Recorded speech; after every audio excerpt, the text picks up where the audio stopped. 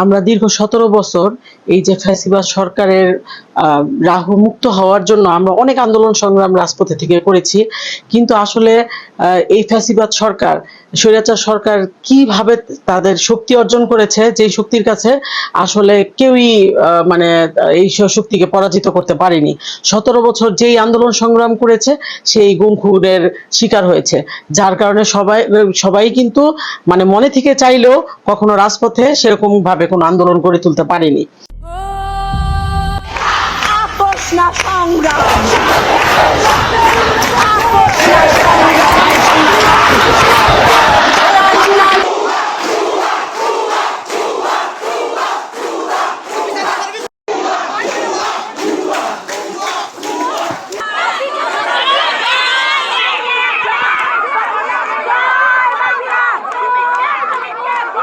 সম্মানিত দর্শক, আসসালামু আলাইকুম।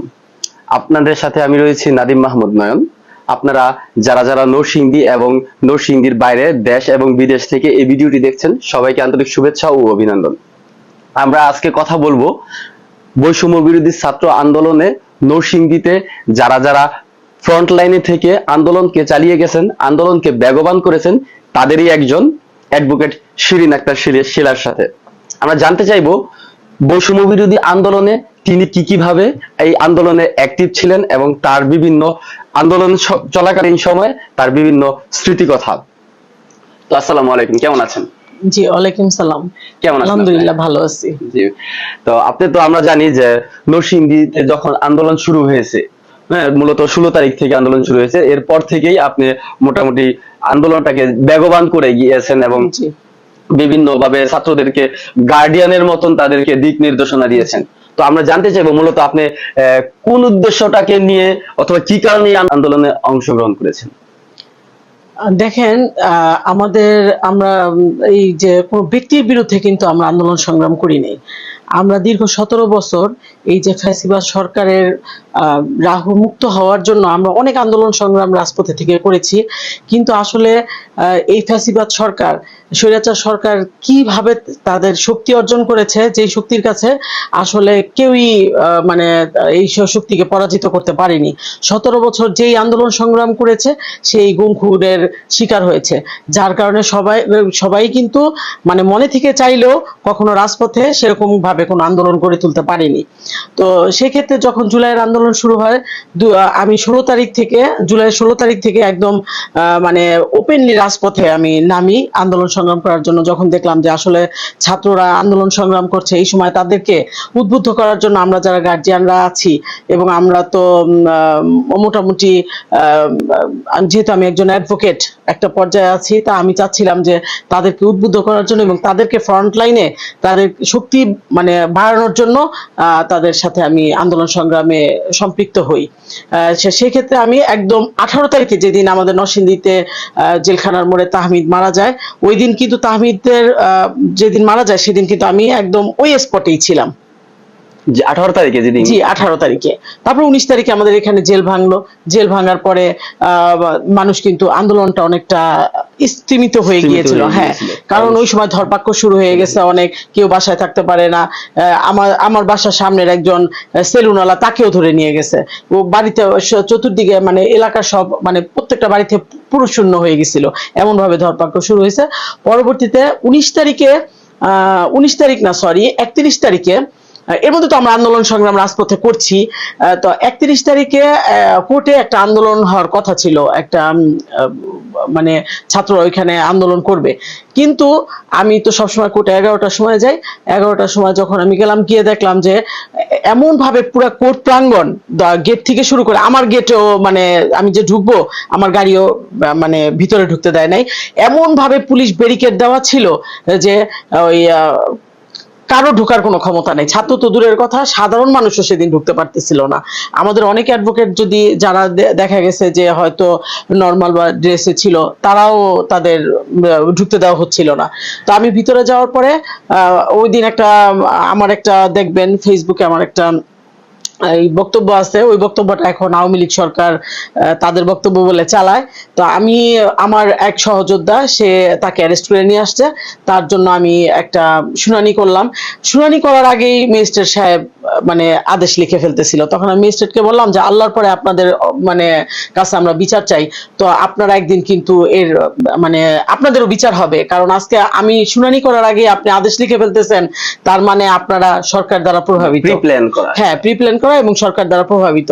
পরে উনি জামিনটা না দেওয়ায় আমি আসলাম, এসে মানে আমার ভিতরে এমন একটা মানে কষ্ট যে কি করব। তখন যে আমি ওই চিন্তা করলাম যে যেই ছাত্ররা এখানে আন্দোলন সংগ্রাম কথা ছিল তারা কোথায়, তাদের সাথে যোগাযোগ করলাম। তারা সেই দাসপাড়া, ওইখানে একটা ঈদগাহ মাঠ আছে, ওইখানে ওরা সবাই। তো আমি ওইখানে গিয়ে দেখলাম যে ছোট ছোট ভাবে মানে এখানে 5 জন, এখানে 2 জন এই অবস্থায় আছে। তো আমাকে দেখে মানে ছেলে পেলেদের ভিতরে এমন একটা মানে মনে একটা ওদের বল আসলো, ওরা সবাই মানে আমার কাছে আসলো, এসে বললো যে আপনি আমাদের সাথে আছেন, আমরা আপনার সাথে এখন একটা মিছিল করব। তো সেই সময় কাইয়ুমের সাথে দেখলাম যে অনেকজন, যে আমি আসলে ওদের চেহারা চিনি, ছাত্রলীগ, যুবলীগ, এবং এরা ওই সময় খুব ক্যাডার সন্ত্রাসী সাব্বির, ওরা এসে মানে আমাদের সাথে লাগানোর জন্য খুব একটাই করতেছে, তখন অনেক ছেলে পেলে চলে গেছে ভয়ে। ঠিক আছে, তো কিন্তু আমি যখন কাইয়ুমের সাথে তর্ক বিতর্ক করলাম, হ্যাঁ, তখন কাইয়ুম চলে গেল, কিন্তু ওরা কিন্তু যায় নাই। ওরা কি করছে, আবার ঘুরে এসে যে যেই উপজেলা মোড় যেটা, ওইখানে আবার ওরা অবস্থান নেয়। তো আমি যখন মিছিলে, সবচেয়ে মানে আনন্দের বিষয় হচ্ছে আমার হয়তো ওই দিন মিছিলে 14 থেকে 15 জন ছিল, কিন্তু কিছুক্ষণ পরে আমি পিছনে তাকিয়ে দেখি কম করে হলো 200-র উপরে। মানে দিনটা কি 31 তারিখ ছিল। তো ওই দিন অনেক মিডিয়া আমাদের এই খবরটা প্রচার করেছে, কারণ আমাদের তো ওই যে জেল ভাঙার পরে আমাদের আন্দোলন সংগ্রাম স্থগিত হয়ে গিয়েছিল। তো অনেক সাংবাদিকরা আমাদের এই মানে খবরটা খুব ফলো করে ওনারা করেছে। মূলত 19 জুলাই নরসিংদীতে যখন জেলখানায় আগুন দেওয়া হয়, এই আগুন দেওয়ার পর থেকে নরসিংদীতে সহ সারা বাংলাদেশে সেনাবাহিনীর টহল বৃদ্ধি পায় এবং বিভিন্নভাবে ধরপাকড় শুরু হয়। এর মধ্য দিয়ে কিন্তু অলমোস্ট নরসিংদী সহ সারা বাংলাদেশেই মানে আন্দোলনটা স্থিমিত হয়ে যাচ্ছিল, এমনকি স্থিমিত হয়ে গিয়েছিল। বিশেষ করে নরসিংদীর কথাটাই বলবো, 19 জুলাই থেকে 31 জুলাই পর্যন্ত একদম স্থিমিত আন্দোলনটাকে আপনার নেতৃত্বে আবার আমরা পুনরুজ্জীবিত হতে দেখেছি। হ্যাঁ, তো সেই পুনরুজ্জীবিত হওয়ার পরে 31 জুলাইয়ের পর আবার 2 তারিখে একটা বিশেষ একটি ঘটনা ঘটেছিল, যেদিন যেটা আপনার সন্তানের উপর আঘাত এনেছিল, যেটা একটা বিশেষ মানে সারা নরসিংদীতে একটা আলোড়ন সৃষ্টিকারী ঘটনা ছিল। আবার সেদিন মানে ওই দিনের পর থেকে নরসিংদী সাধারণ মানুষ আওয়ামী লীগকে মানে বর্জন করেছিল। মূলত আমরা 2 তারিখের সেই ঘটনাটা জানতে চাই যে কিভাবে আপনারা একত্রিত হয়েছিলেন, ওই দিনে আপনার ছেলের উপর যে হামলাটা হয়েছিল এই বিষয়টা টোটালটা জানতে চাচ্ছিলাম। আসলে 2 তারিখের যে ঘটনাটা আমি এখন মানে এটা আমার স্মৃতি থেকে কখনোই মুছে যাবে না, মৃত্যুর আগ পর্যন্ত আমি এই ভয়াবহ স্মৃতি কখনোই বলতে পারবো না। কারণ এই স্মৃতি থেকে আমি আসলে অনেক মায়ের মানে কান্না, বুকের যে ব্যথা, এগুলো আসলে আমি বুঝতে পারি, কারণ আমি তো নিজে ভুক্তভোগী। আমি যখন 2 তারিখে নামাজের পরে বৃষ্টি হয়েছিল সেদিন, তো আমার ছেলে নামাজটা পড়ে এসেছে, এসে আমাকে বলছে যে আম্মা তুমি কি যাবা? ওই সময় আমি রেডি হয়ে গেছি, বের হব, কিন্তু আমার বুকের ভিতরে না একটা কেমন যেন একটা মানে মানে একটা কম্পন ছিল যে কি হবে, কারণ আমার কেন জানি মনে হচ্ছিল যে ওরা আমার উপরে বা আমার সন্তানের উপরে একটা আঘাত করবে। কারণ 19 তারিখের পরে 31শে জুলাই আমি কিন্তু মানে এই আন্দোলনটাকে আবার বেগমান করেছি, পুনরুজ্জীবিত করেছি। হ্যাঁ, তো ওরা যখন 2 তারিখে আমি যখন মিছিলটা নিয়ে আসছিলেন, আমাদের স্থানীয় যত সাংবাদিকরা আছেন সবার কাছে কিন্তু ভিডিও ফুটেজটা আছে। আমিও তখন ওই প্রোগ্রামটা লাইভ করেছি। হ্যাঁ, তখন আমি যখন আসছিলাম হঠাৎ করেই এই যে কাইয়ুমরা এই যে ওই যে উপজেলার গেট থেকে আসলো, আর পুলিশ আমাদের ব্যারিকেড দিল। ব্যারিকেড দেওয়ার পরে তখন আমার ছেলেকে কিন্তু ওর এক চাইল্ডহুড ফ্রেন্ড বলছিল যে আন্টিকে ওরা মারবে, কারণ ওর বাবা আওয়ামী লীগের বড় নেতা, ওরা জানে। কিন্তু ও আমাকে বারবার বলতেছিল, আমার ছেলে আমাকে হাত দিয়ে ইশারা করতেছিল যে মা তুমি একটু এদিকে আসো। কিন্তু আসলে আমি মানে আমার কথা হচ্ছে তখন আমার ভিতরে এমন আগুন, এমন মানে বিপ্লব আমার ভিতরে শুরু হয়েছে যে হয় মরবো, না হলে আমি আন্দোলন সংগ্রামে আমি মানে রাজপথেই থাকবো। একটু আমি জানতে চাই, আপনারা উপজেলা মোড়ে আসার আগে যে ছাত্র এবং ছাত্রের অভিভাবকরা ছিল তাদেরকে একসাথে কিভাবে করেছিলেন? এটা আমরা গ্রুপের মাধ্যমে হ্যাঁ হ্যাঁ, মেসেঞ্জার গ্রুপের মাধ্যমে এদের আমরা সবাই এক করেছি। আবার একজন আরেকজনকে বলেছে, আরেকজন। আমি যখন আপনারা কোথায় সংগঠিত হওয়া আমাদের আমরা মূলত সব ছাত্রছাত্রীদের মানে গ্রুপের মাধ্যমে সংঘবদ্ধ করেছি, এবং আমাদের কথা ছিল যে আমরা স্টেশন যেই 4 রাস্তার মোড়টা এই কলেজের ওখান থেকে সবাই আমরা এক হয়েছি। পরবর্তীতে আমরা মিছিলটা নিয়ে আস্তে আস্তে সবাই এর ভিতরে সম্পৃক্ত হয়েছে। হ্যাঁ,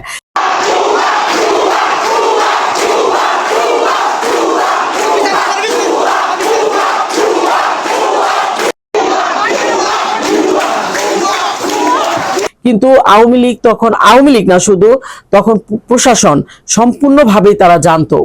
ওই দিন ওইখানে ডিবি, তারপরে পুলিশ, গোয়েন্দা রিপোর্ট হ্যাঁ ওরা যে আমাকে মারবে এটার সাথে পুলিশ ওতপ্রোতভাবে জড়িত ছিল।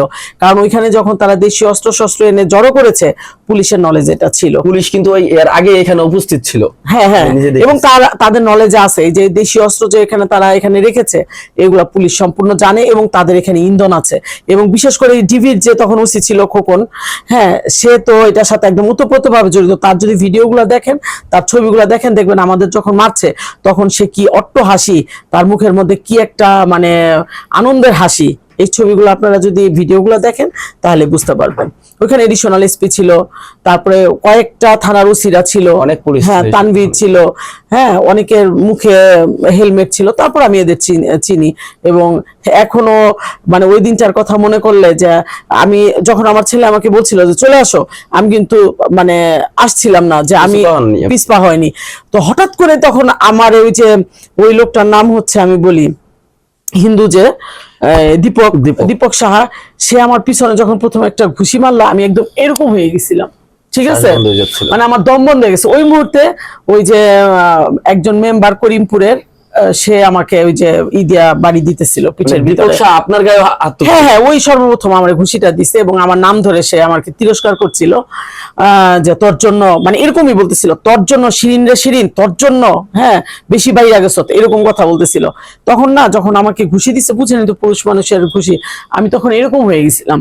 তখন ওই যে ওয়াহিদুল্লাহ নামে একজন মেম্বার করিমপুরের 2 নং ওয়ার্ডের, সে আমাকে ওই যে একটা ওই যে লোহার পাত আছে না, ওইটার ভিতরে কষ্টে পেঁচানো, ওইটা দিয়ে যখন আমার বাড়ি দিচ্ছিল, তখন মানে আমি মানে চোখে মুখে কিছু দেখতে পাচ্ছিলাম না।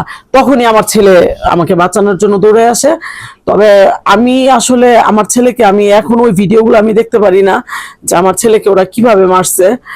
এবং ওইখানে যে মহিলারা ছিল, মহিলা লীগ,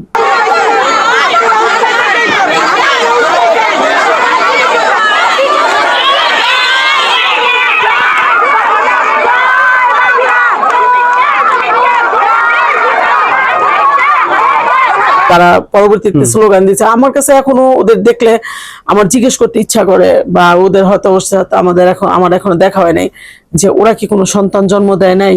আমার ছেলেটাকে কিভাবে ওরা এইভাবে কুকুরের মতো রাস্তার ভিতরে মারলো আমার ছেলে। তবে আমার ছেলেকে চিকিৎসা দিতে চাইনি কোনো হাসপাতাল ওই সময় 2 তারিখে।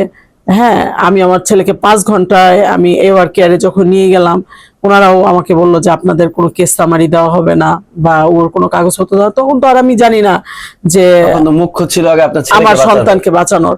আমার ছেলের রক্তের গ্রুপ এবি নেগেটিভ ছিল।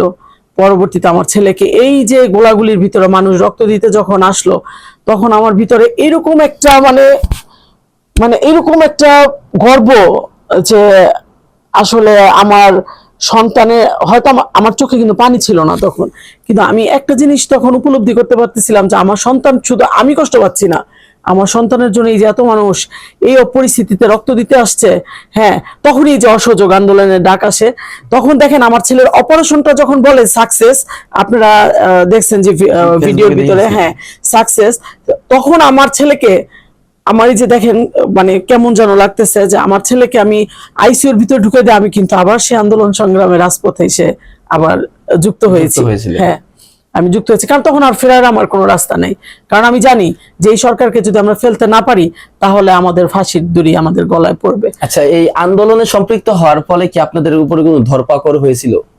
হ্যাঁ, আমরা এই আন্দোলনে সম্পৃক্ত হওয়ার পরে আমার ছেলেকে যখন হাসপাতালে, তখন পুলিশ শুধুমাত্র আমার ছেলের অপারেশন ছিল, আমার ছেলে তো তখন অর্ধ মরা, কিন্তু তারা তখন এখানে ঘুরতেছে, তো ওই হাতে হ্যান্ডকাপ নিয়ে যে অ্যারেস্ট করবে আমার ছেলেকে এবং আমাকে। যখন মানে দেশ স্বাধীন হলো, মানে দ্বিতীয় স্বাধীন হলো 5ই আগস্ট, তো 5ই আগস্টের সেই বিজয়ের মুহূর্তটা যদি একটু বলতেন। আমি কিন্তু রাজপথে 4 তারিখেও ছিলাম। জি। যখন 4 তারিখে মাধবদীতে একটা ঘটনা ঘটলো, তো আমি রাত্র 12টার সময়, তখন আমার ছেলের জ্ঞানটা ফিরেছে। পরে আমার ছেলের জ্ঞান ফেরার পরই বারবার শুধু বলছিল আমার কথা, যে আমার মাকে আমি দেখতে চাই এবং আমার মা যেন কোথাও না যায়, কারণ ওর ভিতরে একটা ভয় ছিল যে আমার মার উপর একটা আঘাত করবে। তো আমি 4 তারিখ রাতে, অনেক রাতে আমি এভার কেয়ার থেকে আমার বাসায় আসি, কারণ আমার মন বলছিল, আমার হৃদয় বলছিল, যেমন আমার পিছনে কেউ এসে বলছিল যে আগামীকালকে দেশ স্বাধীন হবে, সত্যি কথা।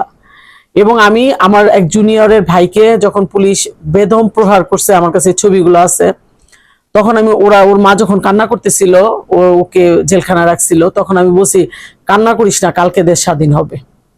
এবং যখন দেশ স্বাধীন হয়েছে, আপনারা জানেন যে শেখ হাসিনা পালিয়ে যাওয়ার সাথে সাথে তখন আমি রাজপথেই ছিলাম।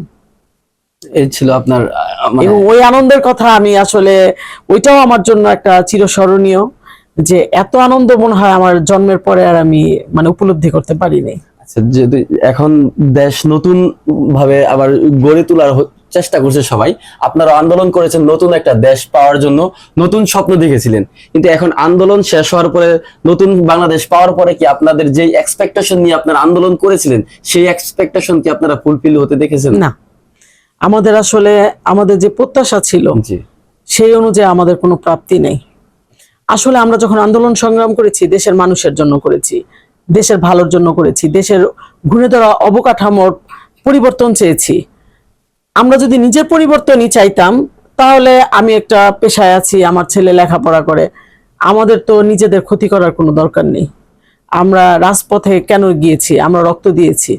কিন্তু 5 তারিখের পরে, 5ই আগস্টের পরে, আমি 36শে জুলাই যেটাকে আমরা বলি, আমি কিন্তু ভাবতেই পারিনি যে আজকে আমাদের দেশের পরিস্থিতি এইভাবে দাঁড়াবে এবং আমরা আবার আন্দোলন সংগ্রামের জন্য আবার লড়ার জন্য রেডি হচ্ছি। আচ্ছা, আমরা জানি আপনি এনসিপির একজন কেন্দ্রীয় নেত্রী, তো এনসিপিতে আপনি ইনভলভ হওয়ার পিছনে কারণটা কি? আসলে আমাদের এই যে এনসিপি যারা এখন সম্মুখ সারির যারা লিডাররা আছেন, ওরা কিন্তু এই যে জুলাই আন্দোলনের একদম মনে করেন যে ফ্রন্ট লাইনের ওরা যোদ্ধা। হ্যাঁ, এরা তখন নিজেদের কথা কোনো চিন্তা করে নাই, নিজেদের জীবনের কথা চিন্তা করে নাই। আপনারা জানেন এদের ডিবি পুলিশ ধরে নিয়ে গেছে, এদের উপরে হুমকি দামকি, এবং যদি 5ই আগস্ট না আসতো, এরা হয়তো এতদিন ফাঁসির দড়ি তাদের গলায় ঝুলতো, বা এরা গুম হয়ে যেত, বা এরা জেল হাজতে থাকতো। তো আমি যখন ধরেন 2019 সাল থেকে, মানে আমি এনসিপিতে যোগ দিব, এর আগে আমি গণ অধিকারী ছিলাম। আমাদের অধিকাংশ লিডাররাই কিন্তু গণ অধিকারী ছিল। তো ওই আমরা আমাদের এই যে 5ই আগস্টের পরে আমাদের এনসিপি একটি রাজনৈতিক দল হিসেবে মানে আত্মপ্রকাশ করবে, এরকম কোনো ইচ্ছা আমাদের ভিতরে আসলে ছিল না। পরবর্তীতে যখন আমরা দেখলাম যে দেশের এই পরিস্থিতি এবং দেশের যেই খুনে ধরা অবকাঠামো সেরকমই থেকে যাবে, এবং সেই সংবিধান, সেই মানে খুনে ধরা অবকাঠামো, সেই আমলাতন্ত্র, সেই বিচার বিভাগের পরাধীনতা যদি থাকেই, তাহলে তো আমাদের দেশ সংস্কার করতে পারবো না। এবং যাদের সাথে হয়তো আমরা চিন্তা ভাবনা করতেছিলাম যে না, একটা রাজনৈতিক বড় একটা দল আছে, তাদের উপরে আমরা একটু ভরসা করতে পারি, কিন্তু আমরা যখন দেখলাম যে তারা এখন আবার নতুন ভাবে ভক্ষক হিসেবে আত্মপ্রকাশ করেছে, তখন আমরা ভাবলাম যে না, আসলে তাদের আর বিশ্বাস করা যায় না, তাদের সাথে রাজনীতি করা যায় না। আমরা যারা রাজপথে রক্ত দিয়েছি এবং আমরা যারা দেশের কথা চিন্তা করেছি, দেশের এই মুহূর্তে দেশকে আসলে তাদের হাতে ছেড়ে দেওয়া আমরা নিরাপদ মনে করছি না। যার কারণে আমরা এই এনসিপি মানে রাজনৈতিক দল হিসেবে আত্মপ্রকাশ করেছে, এবং আমি এখানে দেশের মানুষের কল্যাণের জন্য, এনসিপি কখনো ভোটের রাজনীতি করে না, এনসিপি মানব কল্যাণের রাজনীতি করে, যার কারণে আমি এনসিপিতে যোগ দিয়েছি। আর বর্তমান সরকারের কাছে আমার একটা প্রত্যাশা আছে, সেটা হচ্ছে বর্তমান এই যে ইন্টেরিয়াম সরকার, ওনারা কিন্তু কোনো একক দলের রাজনৈতিক সরকার না যে ওনারা কোনো রাজনৈতিক দলের ম্যান্ডেট পূরণ করবে। এই সরকার হচ্ছে বিপ্লবী ছাত্র জনতার সরকার।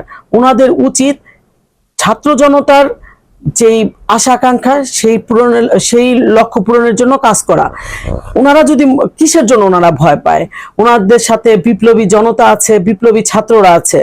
তো ওনারা জনগণের আশা আকাঙ্ক্ষার প্রতিফলন ঘটানোর জন্যই ওনাদের বিপ্লবী জনতা এবং ছাত্র জনতা তাকে এখানে মানে বসিয়েছেন। তো ওনারা যদি জনগণের আশা আকাঙ্ক্ষা পূরণ করতে না পারে, তাহলে যেই কলঙ্কিত ইতিহাসে যে কলঙ্কিত অধ্যায় রচনা করা হবে, সেই কলঙ্কিত অধ্যায়ে তাদের নাম ভিলেন হিসেবে মানে জায়গা পাবে। আর ওনারা যদি জনগণের আশা আকাঙ্ক্ষা পূরণ করতে পারে, তাহলে ওনাদের নাম স্বর্ণাক্ষরে ইতিহাসে লেখা থাকবে।